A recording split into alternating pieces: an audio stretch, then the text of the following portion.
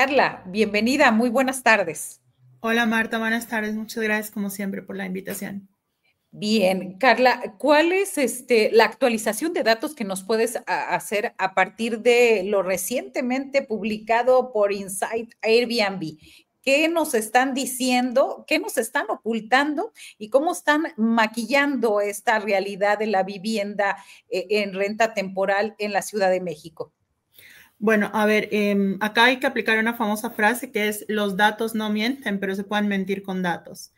De entrada, básicamente lo que está planteando la empresa es que es falso que Airbnb sea un problema de vivienda porque, digamos, por dos líneas argumentativas principales. Por un lado, que porque no hay suficientes Airbnbs, no son tantos, y que si comparas el número de Airbnbs actuales con, digamos, el tamaño de la Ciudad de México, que parecieran ser, digamos, insignificantes, ¿no? Teniendo en cuenta que son 26.582 digamos, espacios en Airbnb. Algunos son viviendas completas, otros son una habitación, pero digamos que esa cantidad en una ciudad de 9 millones o 22 millones, si tenemos en cuenta el área metropolitana, pareciera no ser nada. Y el otro argumento que utilizan es que hay otras causas de la falta de vivienda y del aumento de los costos de la misma. Por ejemplo, apelan mucho a la falta de construcción, que se requiere construir más vivienda para que puedan bajar los precios. Y justamente porque digo que esto es un ejemplo de que los datos no mienten, pero se pueden mentir con los datos. Evidentemente, cuando vemos esta cantidad de 26,000, de poco más de 26,000 Airbnbs, parecieran ser insignificantes frente a la ciudad toda la Ciudad de México. El problema es que Airbnb afecta en las zonas donde está presente. Evidentemente hay alcaldías que no son turísticas. Evidentemente en esa zona no va a haber presencia de Airbnb. Pero si tenemos en cuenta que el fenómeno de Airbnb se concentra principalmente en la Benito Juárez, en la Cuauhtémoc y en la Miguel Hidalgo, entre algunas otras, por allá en algunas partes de Tlalpan, vemos justamente que allá en esa concentración de Airbnbs es donde se dan los impactos, ¿no?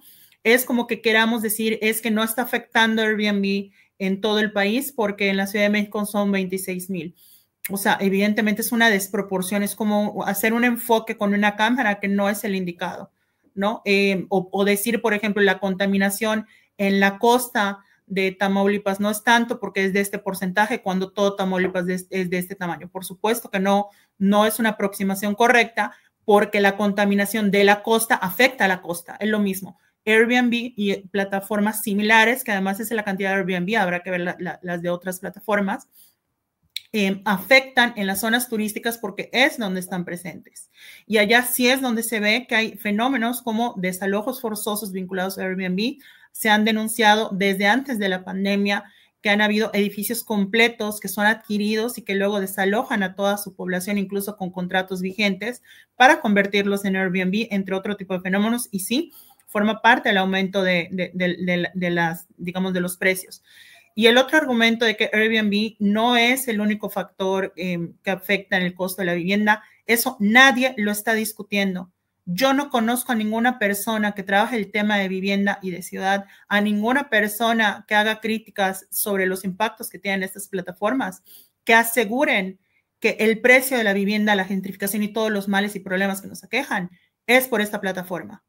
Entonces, es lo que se conoce como falacia hombre de paja. Es contestar un argumento que nadie está planteando. Al menos yo no conozco a nadie que lo esté planteando. Airbnb no es el origen de los problemas, no es el único problema.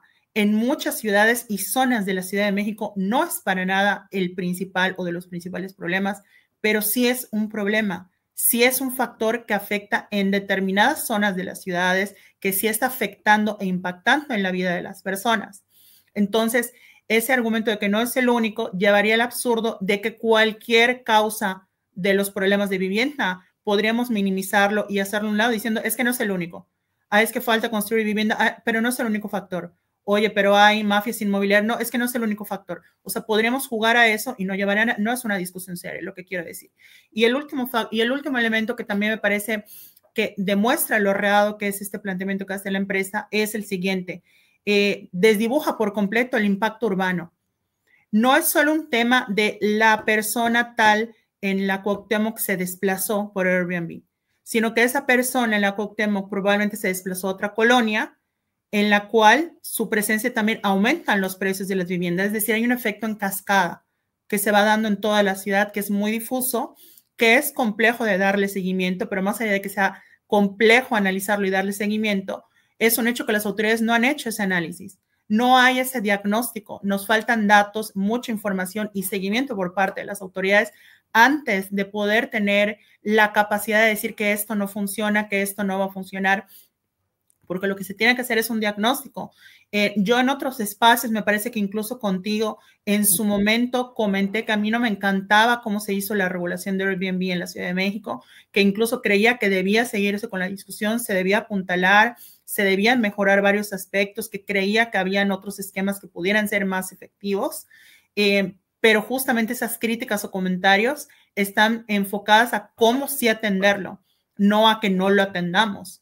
Y creo que esa es la discusión que falta. O sea, me queda claro que, por supuesto, podemos mejorar la legislación que hay en la Ciudad de México, por supuesto que se puede mejorar, pero no podemos pensar que las críticas que podamos hacer o no, que podrían parecernos o no a la legislación como está, sea excusa para tirarla o para que ya no haya ningún tipo de regulación o para fingir que un problema no es un problema.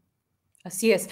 Y en este caso, ustedes analizan los incrementos en los precios de la vivienda, lo que Airbnb provoca también el incremento del mercado negro, y también hay un argumento de ellos acerca de los impuestos que se captan a través de Airbnb.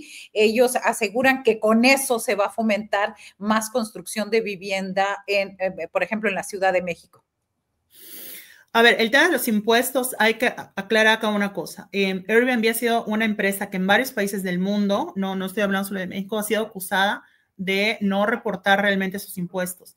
Acá hay que hacer una distinción. No hablamos de los impuestos del host, ¿no? Del que hospeda, de la persona que pone un inmueble. Al menos en México, la plataforma los vincula al SAT y salvo excepciones que hagan algún chanchullo raro que son excepcionales, la gente que tiene un inmueble en Airbnb paga impuestos. O sea, el host no evade impuestos porque son ingresos del host, pero la cosa es los ingresos de Airbnb como empresa, como persona moral, sí están pagando impuestos y ese es el tema.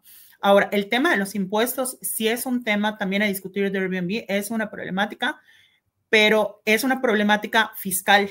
O sea, me explico, esa es una discusión de si debe o no pagar tanto y cuándo y cómo, etcétera, que es una discusión que aunque está vinculada a Airbnb, es distinta a la vinculación de los efectos que tiene la vivienda.